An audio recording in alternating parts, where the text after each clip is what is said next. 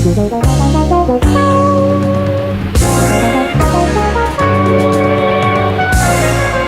is Eric Lau, and you are listening to MAEKAN.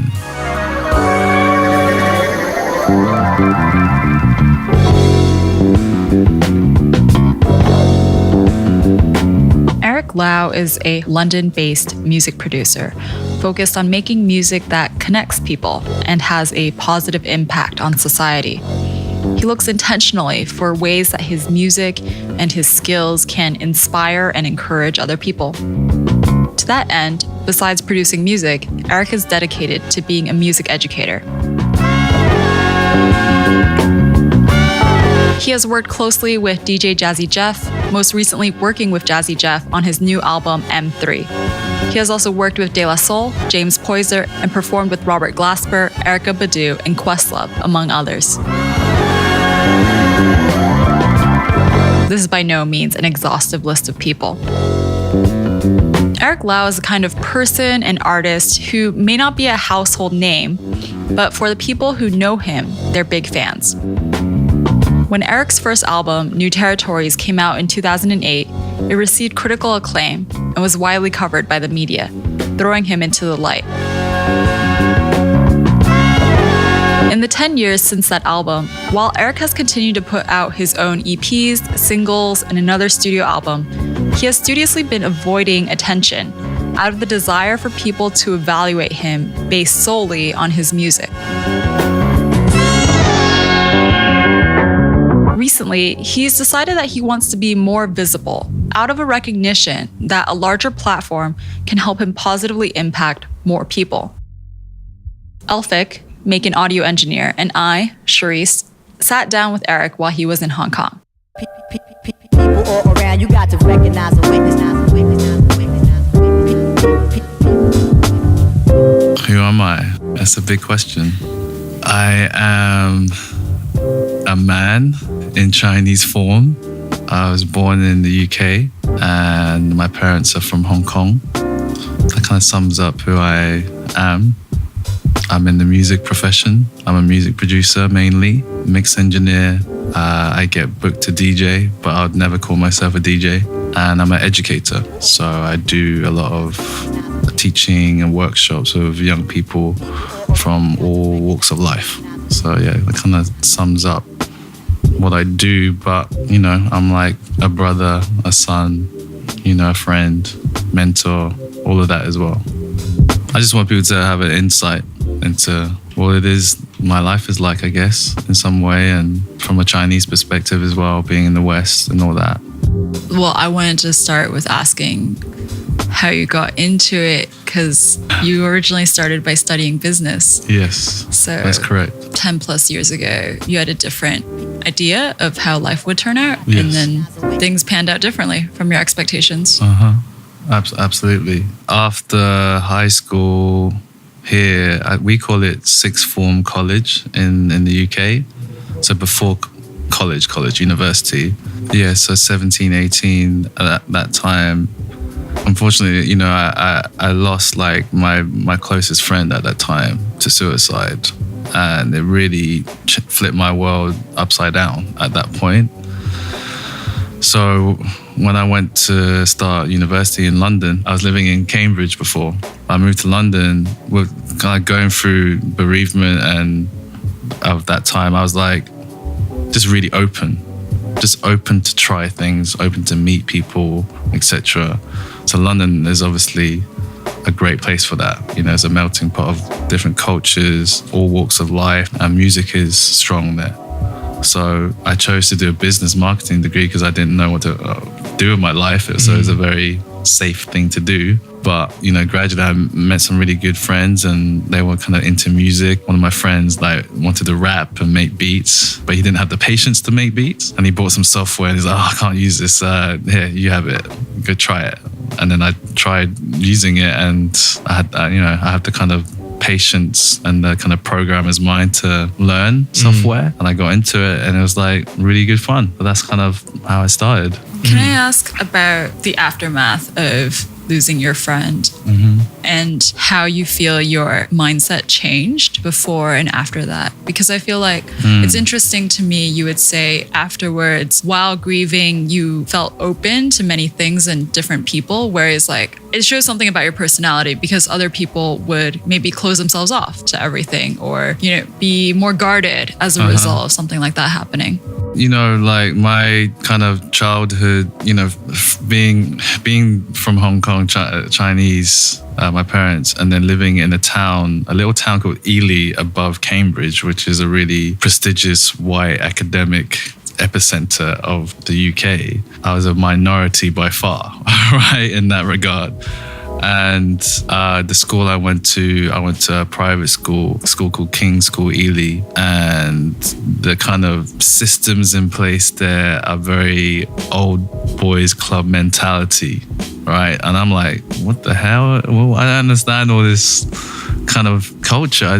You know, I went to a public school before that, so going to that was a big change. And then my parents are working in a fish and chip shop every day from like 7 a.m. to 11 p.m. at night, whereas everyone else at that school were quite affluent from being farmers or just old wealth. So that was a shock to the system. I never really fit in there. So when I came to London, and after my friend's passing, it was all hitting me, you know, at once. And I didn't want to live life like I did in Cambridge at school. I didn't want that type of life. Never felt comfortable in it. That's why I was so much more open to explore things that make me happy, really, to be honest. I was like, yo, life is to live. Life is short. You know, in honor of my friend, I want to make the most of it.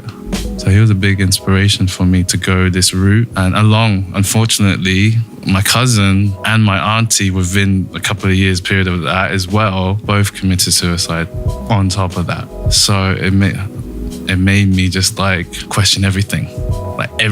So that's why I was like, you know what, I gotta try different things that, you know, firstly to kind of heal myself and to kind of have a platform to express myself in some way. And music came and I haven't looked back.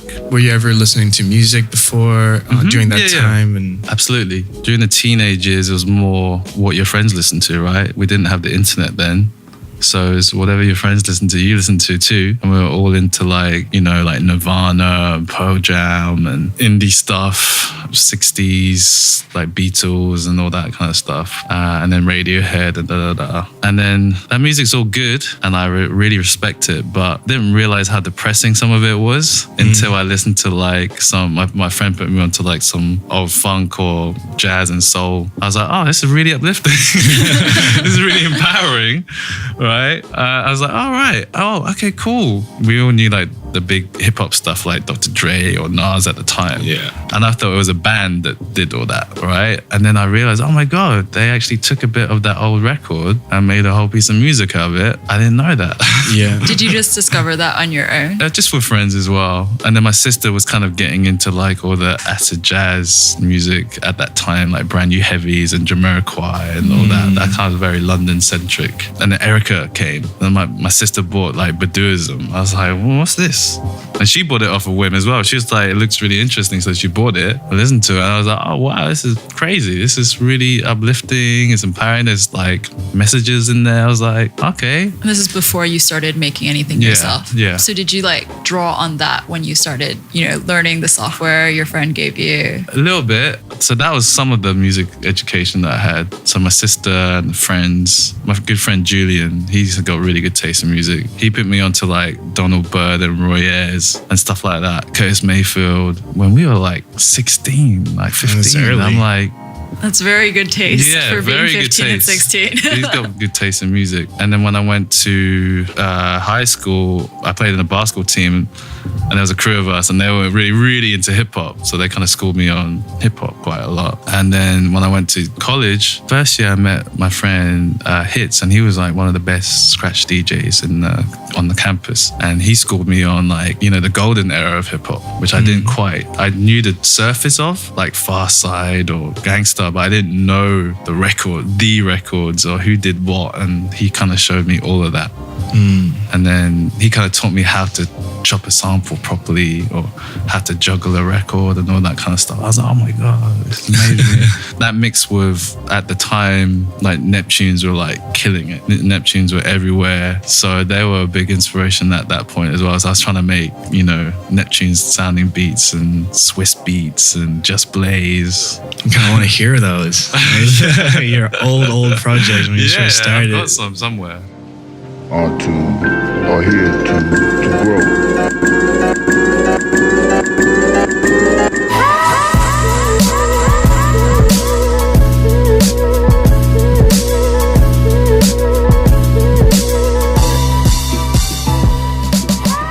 So when you started, was it, so I don't make music, so Elf might know this better, but when you start, do you try to imitate something that you like? Yeah. At the very beginning, I didn't know anything. I was using like Hiphop EJ, then I moved on to Fruity Loops because you could put your own sounds in. And to be honest, I didn't know what a snare drum or a kick drum or hi-hats or, you know, I don't know the names of those things. I had no concept of a drum kit. I've never seen one before in my life. So I hear the music and I see these things and I'm trying to just put it together. So I made loads of weird music in the beginning. And then after I learned, okay, this is how you use the software, then I kind of started trying to copy different pieces of music to see if I could do it and see what was going on. And then kind of came into myself a little bit more. Growing up, did you ever learn an instrument? No, not really. Just curious, because a lot of Chinese kids have some play some piano, some violin. So you're actually starting from scratch. Yeah, nothing really. Music. We had like a music class at school, but it was all old classical music notation, and I was just not interested. When did J Dilla comes into the picture? After studying all the people I mentioned before, the Neptunes and Just and all those guys, and then going to like DJ Premier, Pete Rock, then came Dilla, you know, and I realized he'd done like Far Side Running, which I'd heard years ago, and a Tribe Called Quest stuff. So, oh my God, this is the same guy. Okay, and then I looked more and more into him, and I found that I could do like Premiere or do Just Blaze, you know, well, not do them. I can imitate those quite, I had the ability to imitate them, okay, right? But Dilla, I was like, what is he doing there? I don't understand. What is he doing there? And is obviously still to this day, I'm learning from his music. That's the genius of him, really. In terms of timeline, when is this about? Like, you're still in college, graduated? Still in college, like the third year. So at that time, were you still thinking of it as, this is a really fun hobby, it gives me joy? Yeah, hobby, complete hobby. There's no ambitions to do this as a career. So what changed? What changed was when I graduated, I did an internship at BB Records. J Dilla, Welcome to Detroit, Pete Rock, Peace Instrumentals, loads of great reissues, DJ Spinner, Madlib. At that time, they were doing a lot of great things for a UK-based label because Pete Adakwa, the owner, he gave people a license just to do whatever they wanted, and that was quite rare at that time. So I was kind of doing an internship there just for the summer. And one of my duties was to go to all the record stores and check on the stock. So I'd go around all the record stores and trying to introduce myself to people. No one was very friendly to me at all, to be honest. And I would kind of ask, you know, I kind of make music. Can I give you my CD to listen to for some feedback? No one really, apart from one person. Seth Karma from Deal Real Records, and he was like, yeah, sure, play it now. And he let me play it on the system in the store. He was like, oh, this is really good. Like, you know, what do you want to do with it? I'm like, I don't know, I'm just making music as well. You know, we help people, you know, kind of not like manage people in a way or see what opportunities there are for you. So they kind of gave me support in that. They introduced me to loads of people, and I kept on getting good feedback, and I was like, all right, okay, it could be a thing. So that was kind of one of the turning points. Did you ever tell your parents at that time that you starting to make more music, more involved in the process? And what do they think? you're crazy. They were very concerned because I just done a business degree. I've had no musical education. So for them, they thought, oh, is this just a phase? Understandably, I would question the same thing if my child had never done music at all. Yeah. And then suddenly says, oh, graduate with a business degree. And then you say, oh, I want to do music. It's like, I would question that. So I get it. So yeah, there was a little bit of a battle at that point, but we got through it, and it's brought us a lot closer now, actually. You kind of skipped over how or why you applied to the internship. Oh, because I love the music. But like post-graduation, or maybe there's something different culturally, I feel like there would have been, for me at least, there would have been family or personal pressure to get a full-time job that was, something that was future-proof. Oh, right. Yeah. I don't know why. I think it was only for a summer though. It wasn't that long. I was just a big fan of the music, and my friend who I went to university with, she was already doing her intern there. So she was like, yo, I can put in a good word for you. And that's how it happened. So I was like, I want to see how this all works. And then obviously, you're right, I had to get the job. Yeah. So I got a job in a sneaker store and worked full time there to pay my way. Yeah. You must have had good feedback already leading up to that point from friends, the people around you, in order to have the courage to just like approach strangers and say, hey, do you want to play this? Did you ever show your friends? Yeah. So on the university campus, I was making music with some people there, just people that I met, and there was a music course there. So kind of dabbled a bit with those guys, and this is the early days of sharing music, independent music, or bedroom kind of music online. There was a website, the original kind of SoundCloud, and it was called SoundClick. I don't know if you guys are too young for this. I only know So MySpace. SoundClick, right? Is it before MySpace? Before MySpace. Wow. Right? Okay. And it was a forum, and you could have a profile, and there was different kind of genres. So I remember doing this remix, a Nas remix, and I put it up there. And I did this Mobb Deep remix, and I put it up there, and it gradually just started climbing the charts and the most played, and it got to like number 1. I was like, all right. I really liked it. Sick. It was like, all right, okay. And I was getting, people leaving comments and stuff. Was it surprising to you? Or did you have I was just going to say, did you have a feeling that you knew, like, oh, I'm actually talented, like, I know I'm good? I was just trying to learn. It was all new, all fresh, all exciting, adolescent kind of approach to it. So I wasn't even thinking that. I just wanted to do and share. That's all I had. Did you ever use an alias during that time? I thought about that, but I think Eric Lau is an alias, really, because it's my Chinese name I leave for my family only. What about after you gave your music to, is it Seth? Yeah, Seth at Deal Real. Yeah, so after that, did he pave your way to make more music, plan it out, like for you, like how, like to do music? They help with like introductions to people and getting my name around. I got my first paid job, production job, kind of being there. And I did an internship there, so I was working in the record store as well, so I'd meet people. And it was like the hub. Everyone passed through there.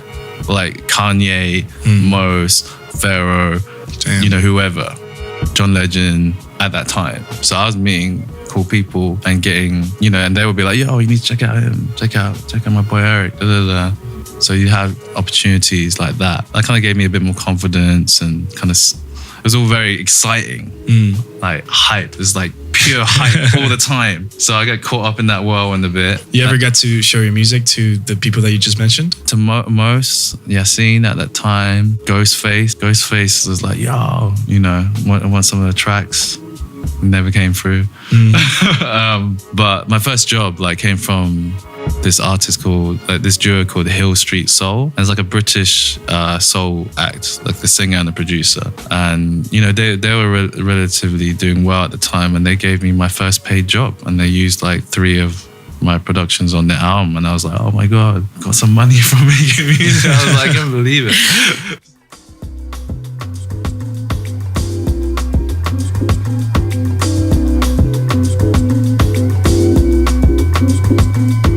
Is there someone from this stage who is also a kind of business mentor to you? Because with creative work, there's kind of 2 sides, right? Like there are people who teach you about making the art, like your craft, and then there are people who teach you about how to actually make money from what you're doing.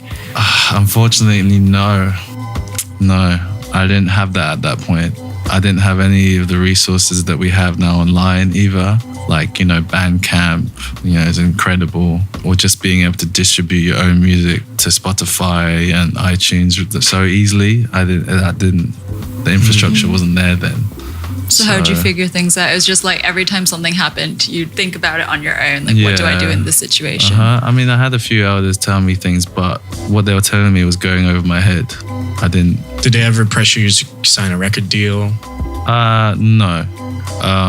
But generally that was the way.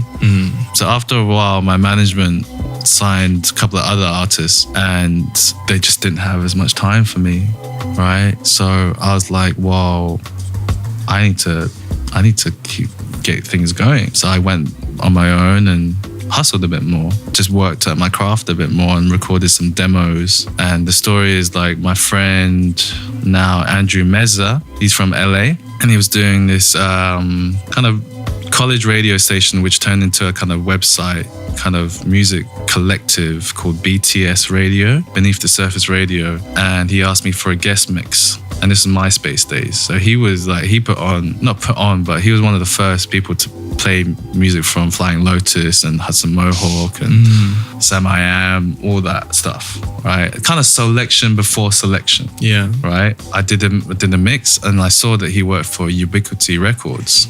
And I was a big fan of theirs at that time. Michael McFadden and he owns it now. I saw that he worked for them. I was like, oh, I'm a big fan. Like, could I give my demos to you to pass on? And he was like, I didn't ask you because I thought you were already signed. I'm like, no. So he passed on my demos to Andrew Jervis, who was the main A&R at the time. And he really, really enjoyed the demos. A few weeks later, they gave me a deal. That was it. And that was all before I turned 25. And I set a deadline for myself for 25 to actually get a deal. So that was a big turning point for me.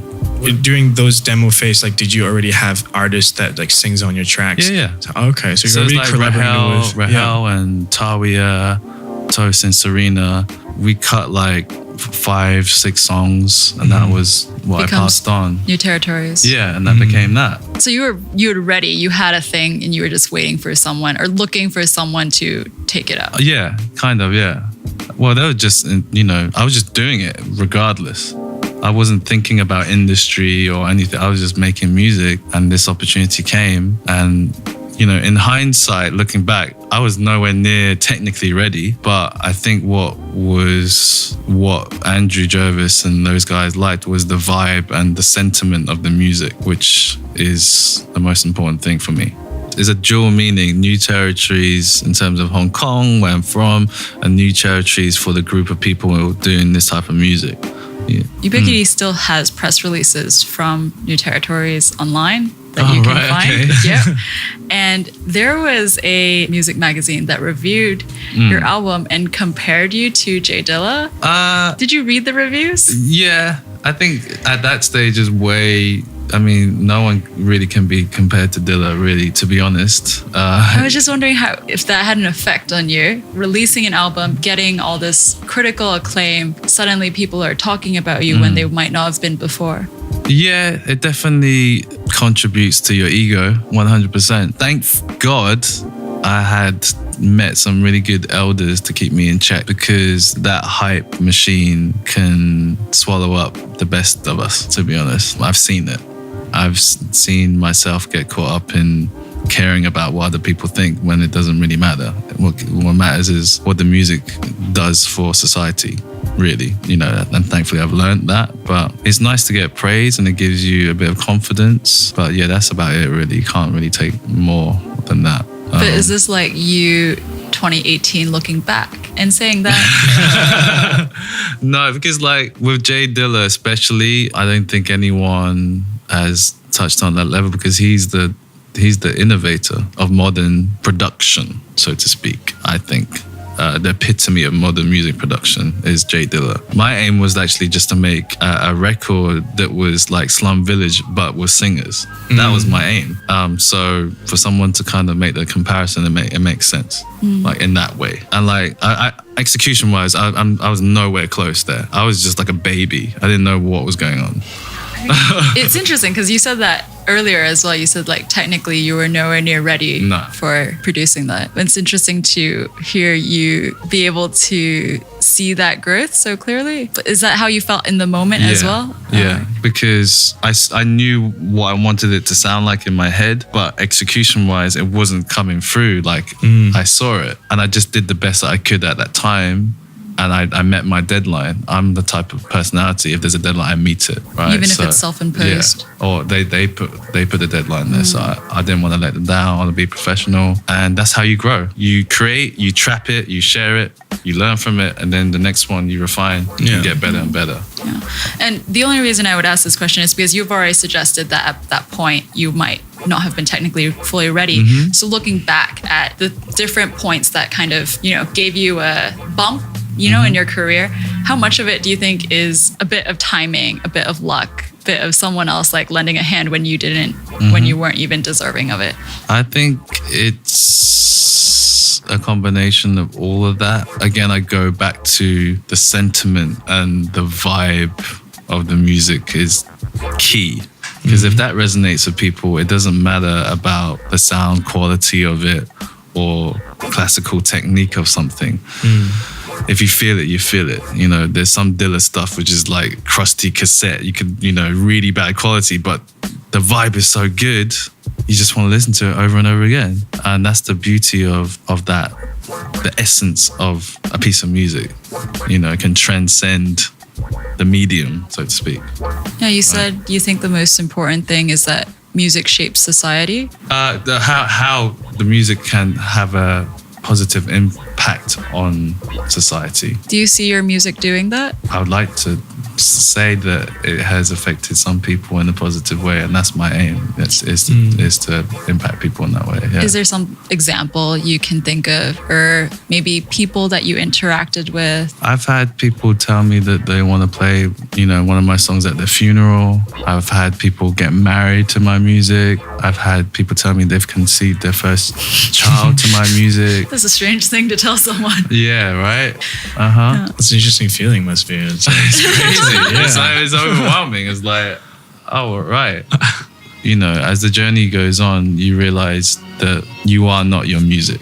You are not your art. That's how I see it. You know, it comes through us. You collaborate with people. And once it's shared, it's everyone's. So it's not really mine. It comes from somewhere else and it goes somewhere else.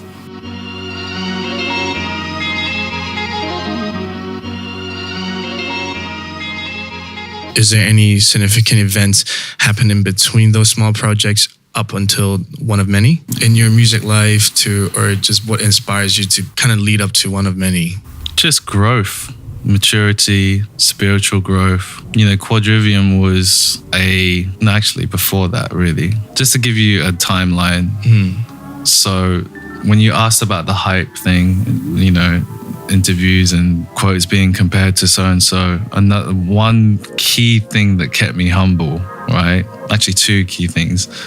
Firstly, my mother kept me humble. She doesn't care if I'm working with so-and-so or being compared to so, it doesn't matter. It's like, are you all right? Firstly, right? Secondly is I was doing a lot of teaching young people, kids from all different backgrounds. So like from young offenders to autistic young people to young mothers groups, just normal kids at normal school, after school programs, anything you can think of. And they don't care who you are. can you gain their respect in 3 hours and teach them how to make a piece of music? You learn a lot about yourself and how to communicate with other people and build a rapport. And that humbled me for the music industry completely. So that's part of the journey, and that's a very significant thing. And secondly, meeting elders in the music game. I actually met Digo. If you don't know about Digo, one of the most pioneering producers in modern times, was half main part of 4 Hero and the West London sound, and now 2000 Black. I met him when Dilla passed away. So we both played at the tribute at the first one in London, and I gave him a CD like I do because I'm a fan of his. And then like weeks later, I got a text from him saying like, who the fuck is Eric Lau? Typical Digo response. And then after that, we kind of got to know each other a bit more, and he's been in the game over 25 years. So he's kind of taught me how to carry myself, and his cavalier approach has kind of taught me not to care about what anyone thinks as well, and just how to conduct yourself as a minority in the West as well. You know, how to take pride in your culture and how to stand up strong and tall. So he was a big factor within my growth. And also his good friend, Mr. Mensa, who to me is one of the greatest people on this planet. Sometimes we think, is he real? Because he's so loving and generous, always consistently righteous in everything that he does. He never says a negative word about anything. He's like the internet. You can ask him anything. He knows it.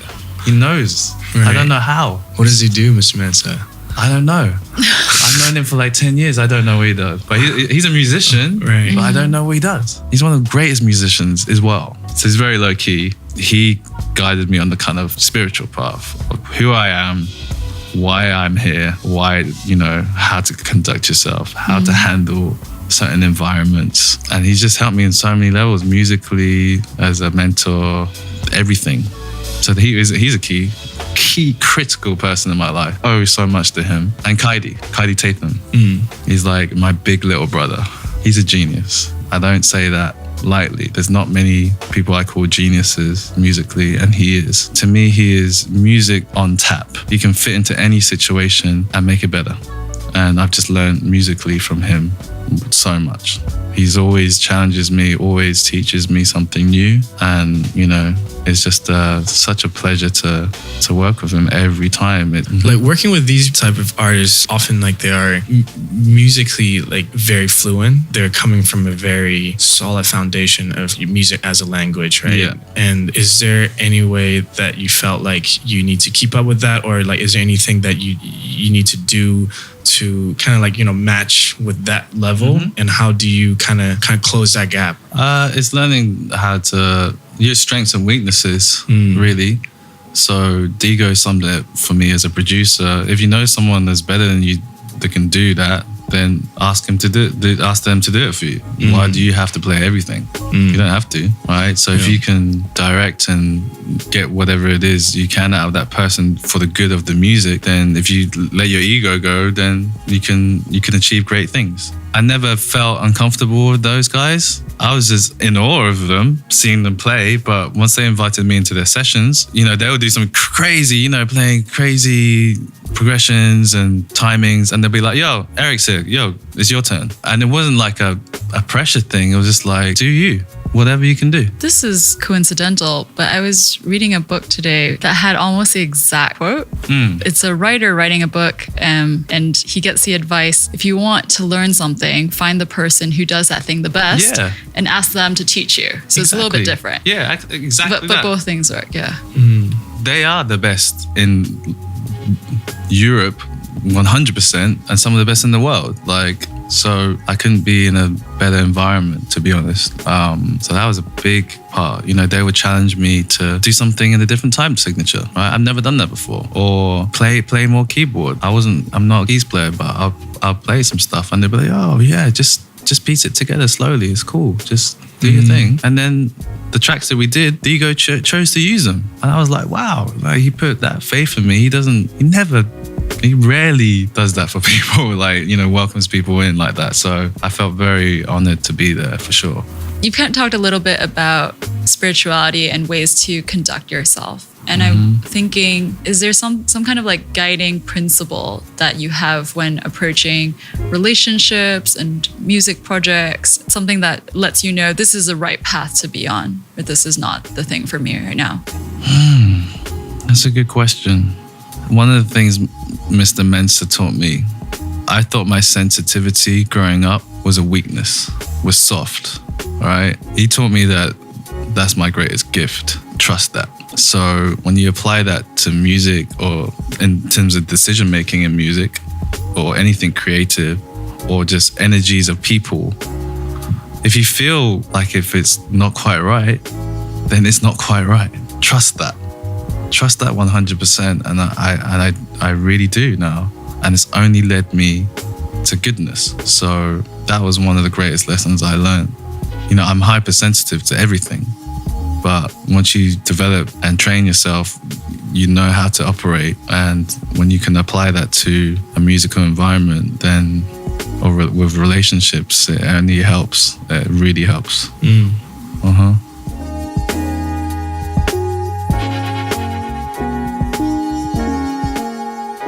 So what's the reception of the second album? So you talk about your journey to how it lead up, like, you know, what changes in the second album. I'm trying to remember. So that was, what year was that? That's 5 years ago, 2013, 5 years already. The sentiment of one of many, after kind of just doing a lot more research and just becoming a bit more aware and meeting more musicians on this kind of journey and artists in general. I'm just one of many people trying to, as I said, lift the vibration of this planet in some way, right? Through art or through our interactions with others in general. I'm just one of many people. And then many of us living things in the universe, we make one. So that's the concept of the record, right? I wrote a little kind of mission statement of that. And then I sent it to everyone involved. So they kind of got that. And then we created. And again, I had a deadline. It was a tight one. And we had many challenges through that, but we managed to reach it and put it out there, and the feedback was great. Like, it was released on Kilowatt, which is just one person, Simon Daly, and he believed in me, and I have, you know, a lot of gratitude towards his support, because I didn't have any other outlet, and he supported me. He funded the project, believed in me. It's just one person, you know, it's not like a big label or anything. And we put it out there, and the kind of press that we got was on par with, you know, people like Robert Glasper when he dropped Black Radio. So all the blogs, all the websites, it was, because we released the album similar time, it's all us everywhere, right? So that's without money, like, put into it. That's Blue Note. And this is just one person. Yeah. So at the time, I was very proud. Did you time it? Like, do you ever even know, like, Robert Glasper were doing that? Or no. Okay. So that shows me, if you put, you know, good quality out there and you get it to the right people that understand that, they'll support you. And that's what happened. It's kind of like I've been always like looking up to your path and just like kind of checking the boxes, seeing how you became was like very aligned with like my calling, I felt like. So it's a blessing to know that there's a Hong Kong Chinese producer kind of making that world, kind of inspired like the next generation of people that's trying to do music. Yeah, that's, do you know what I mean? That's the aim. I'm not saying that like doing music is for everyone or doing art or anything. It's not a case of that. It's more to see a Chinese face in a different context opens up the possibility for others to do something that they might want to do that they think that is not stereotypical, right? And that's very important. You know, the older I've gotten, the more I realize that's really important. And for you to kind of step forward in that with a bit more confidence is exactly why I'm trying to be more visible and to be able to use these platforms like this to just truly express myself. Yeah. because there aren't that many Chinese, Hong Kong people, you know, doing what we do, right? So Previously, do you think you were trying to be less visible? absolutely. I was trying not to be visible at all. I didn't even want people to know what I looked like, to be honest. Why is that? It was an ego thing. I wanted people to take me on my music solely, which is still the case in some regards, because if you're not feeling my music, that's fine. But I don't want you to just, if you're Chinese and just see me that I'm Chinese, oh yeah, he's really good. Nah, like if you're not feeling it, you're not feeling it. Or if you're feeling it, you're feeling it. It shouldn't matter what I look like, right? Or the reverse, right? Oh, he's Chinese, I'm not even gonna listen to this, I think, right? I didn't want that. You didn't want people to conflate the kind of music you create and who you are as a person. But now I understand how important it is to be visible, as I said, because there's very few people, Chinese people in this realm, and I realize I have an opportunity to speak, and use this platform, and when I hear stories like from yourself and others, I would like to do that more and more. I feel like recent years, there's definitely like a big movement in Asian artists being highlighted. And I don't know, you know anything about 88 Rising and all those platforms where it kind of like highlights Asian artists. What do you think of those? Right. Controversial. I think there's a fine line when it comes to hip hop culture and black culture where you're inspired by what they do. You're inspired by the art and you embrace it, and you can express yourself within the art in your way and find your voice in that. So I'm a Chinese man. I'm not trying to be anything else. And a lot of modern international hip hop music, sometimes, whether it's from China or wherever in the world, I feel the way they present themselves, what they talk about, everything, I don't believe it sometimes. I'm like, you don't talk to your mother like that. Are you really going to sit around the dinner table and be like that? Right. So what is that culture? That's like a warped perception of what black culture is, and they're trying to present it that way. And then to kind of profit of it, I don't know, man. I'm not really sure about that. Just being real talk. The way you have presented your decision in terms of being more visible, my understanding is that you have consciously made this decision because of representation, because of wanting to inspire other young people who might look up to you, and not because you're looking for individual fame or the glorification of your name. Like, this is my understanding. Right. But 88 Rising, I don't believe that they have this perception of wanting to become more visible in order to give young Chinese people something to look up to. It's all for the hype. I feel like everything they do, it's like a formula from America that's like paved the way, and they know it worked. So they're specifically finding artists that can mold them and shape them into that sort of, image. Yeah, and there's a warped perception. It's not like they're getting the black American producers and writers and engineers to go to China and to produce Chinese artists. That'll be a different story, right? It's them kind of assimilating the culture really into what they perceive it as, and to kind of gain from that. I can't make like a full judgment on this because I don't really know that music. So I'm happy there's a platform like 88 Rising. I really like the name, actually. It's really cool. I like the name. And I don't know, but what I've seen very briefly, I'm like, it hasn't encouraged me to look more, I'm afraid, as a Chinese man. I'm like, oh God, like that. Rather than, oh, what's this? Oh, what's this? Oh, cool, this is cool. I'm not saying that. I want to say that. On the other hand, I do sometimes feel torn because I feel like there should be room for Chinese hip hop musicians to be bad at music. That's fine. I do think, there should be room for good and bad Chinese artists, and that we don't have to have the people who are globally recognized be amazing. But yet, that is the other part of me feels that way. Like I feel you. I want the most visible Asian artists to be the best because there aren't that many of them, and because everyone is looking at these certain people. I feel you. That's what I'm saying. When I hear all these things, I'm like happy that people are expressing themselves and making music, and there's communities and movements, and people are really active. That's great. It's important. And that adolescence is fine sometimes. But if it's the only representation, then that's the detriment to both sides, to Chinese culture and to Black American music culture, because that's where it's from. It's detrimental to both of them if it's only that. So there needs to be more. To ask you again about you personally, you told us earlier this week that you're planning to spend more time in Asia. Absolutely. Do you want to talk a little bit about that decision?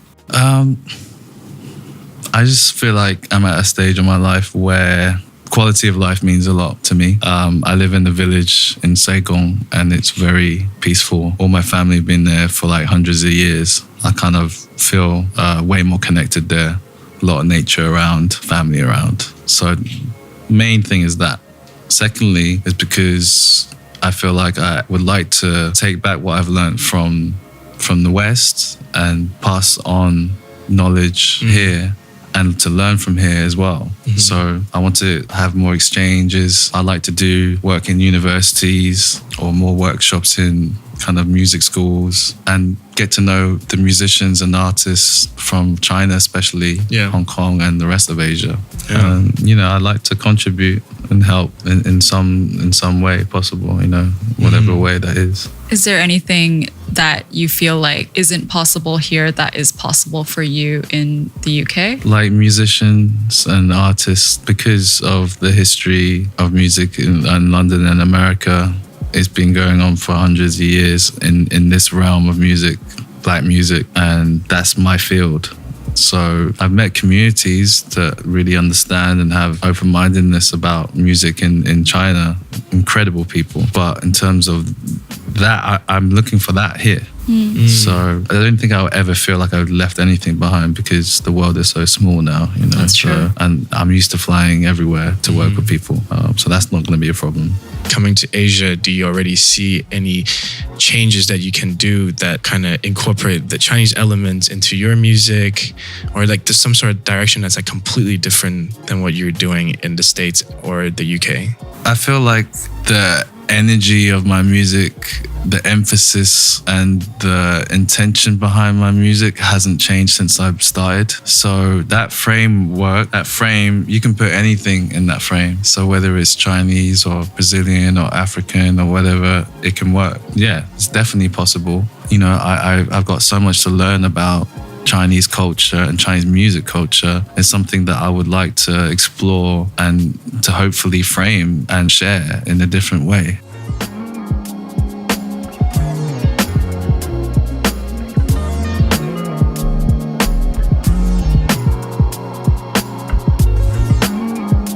I want to ask a little bit more about the Jazzy Jeff retreat. What do you gain out of it? And like the story just behind that album, Chasing Goosebumps. James Poyser, legendary producer, keyboard player, who actually produced Erykah Baduism, which is one of the main albums that kind of, changed things for me. And when I was really young, we had dialogue from New Territories because Ubiquity sent my album to him and he gave me good feedback. Because I said, you inspired me. You and Dilla, especially. He played my music to Jazzy Jeff. Jazzy Jeff hits me up on Twitter immediately. Like, yo, love your music, man. I'm in London in 3 weeks, let's link. And then we met up. He was with his wife, Lynette, and the kids, the twins. And we just talked about life, music, basketball until like 3, 4 a.m. And then he invited me to his for these playlist sessions. So the playlist retreat is something that Jeff does every August, where he handpicks and invites around 100 DJs, producers, artists. There's like seminars, talks, and everyone kind of get to know each other and share, their experiences, bad and good. And he just wants to build more of a community so that we can bypass, the old models of industry. And he's doing that. He really is. The playlist sessions is another wing of that where he invites music makers and we come together and we just make music. So Chasing Goosebumps, he had the idea to do an album in 7 days and to live stream it and release it on the 7th day. And it was one of those situations, as you said, you're in a room full of like the greatest musicians on the planet. How can you contribute? So I kind of fell into the engineer, traditional music producer role, where I wasn't necessarily playing loads of keyboard or stuff. I was maybe had a starting point, or maybe I'll keep the vibe going, or just record everything properly and get the sound right. Yeah. So that I've gradually found my role and been one of the greatest musical experiences I've ever had. And I'm just learning from them all the time. That's the kind of Jeff relationship. And he's took me in. Yeah, he's just a very generous, wise, loving man. One of the greatest people I know as well. Much respect to Jeff, much love.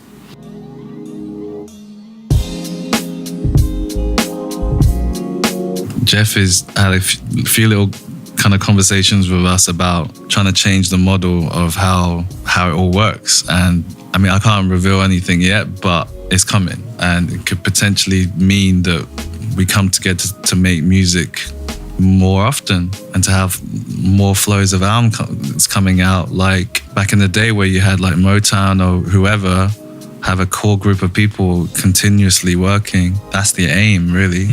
But how do we do that where everyone is treated fairly and is gonna, how do I put it? In terms of the business, it's sustainable. It's sustainable and fair for everyone. If we can bring it to the present, what can you talk about that you are working on right now? So I'm just mixing Masego's album. Young artist from Virginia, really talented. So his album coming out in the summer. I mixed another artist called Emma V's album just now. She's incredible vocalist, producer, arranger from London. I'm doing a second volume of Examples. So Examples is an instrumental project, so volume 2 of that. And then after that, I'm doing my full-length album, my third full-length album. And that's coming out maybe next year. That's what's happening. And Jeff's album just came out. So, I recorded all of that and kind of did the production on that with Jeff. So that just came out, M3, which is the third installment of the Magnificent series. And Kylie's album, helped mix Kylie Tatum's album, that's coming out in a couple of months. So there's a lot. Amazing. Well, look forward to hear all of them. When it I hope comes you guys out. enjoy it. If we can forecast ahead, like not even projects that you know are currently existing, but looking to the next 5-7 years, what do you hope to accomplish? Wow. I want to produce some babies. That's what I want to do. We're going to end the tape right there. I want a family, like for real. You've been saying that for a minute. Yeah, I want to have a family, main thing. I mean, I'm setting up my label, right? So my next album's going to be on my own label. I want to mix more records for people. I want to do more stuff with the playlist and make great albums with them. I don't know. That's it, really. I kind of go with the flow, really, to be honest. But having my own label is what will allow me to release music more quickly. I want to be able to, I haven't got enough music out there, to be honest. Are you going to bring other people onto your label? Yeah, definitely. I've got a light-hearted question. What is something not music-related, not career-related, that you think doesn't get enough notice? It could be food. It could be a place in Hong Kong. Something totally underrated. I think Chinese humor, I think is something that I've really missed. In my community in London and in America, I don't have many Chinese friends within that. I'm the only person. So when I come back and speak Cantonese and talk to people and hearing the Cantonese humor, I haven't had that feeling for a long time, and it's such a different type of humor. And I think it's very underrated. Like one of my earliest memories from like Hong Kong film cinema is Bunga Bat Leung, right?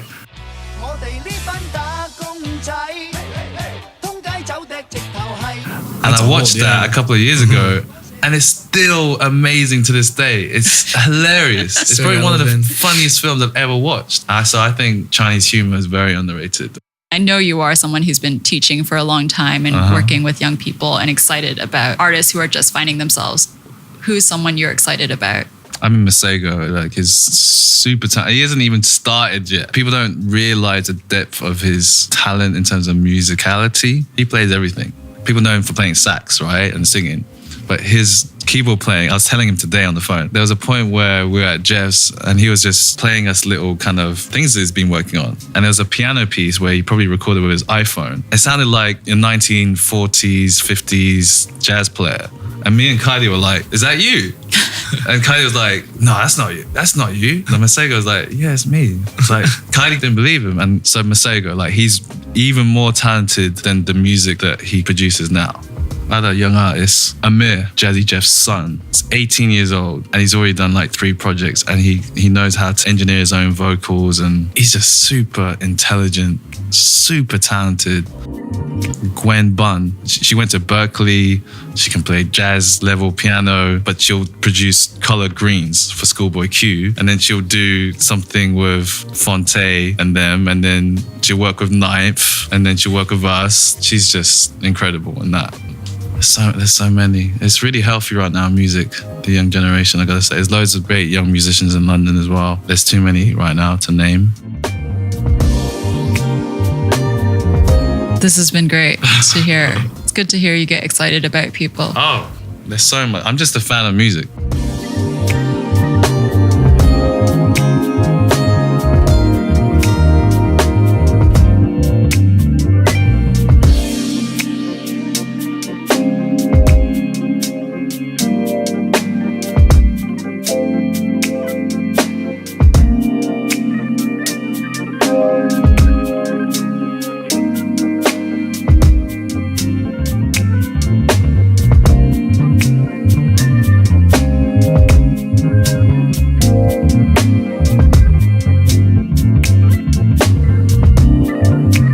If you'd like to hear more stories like this one and more from the world of creative culture and beyond, check them out at MAEKAN.com. That's MAEKAN.com. Or search for us on your favorite podcast app.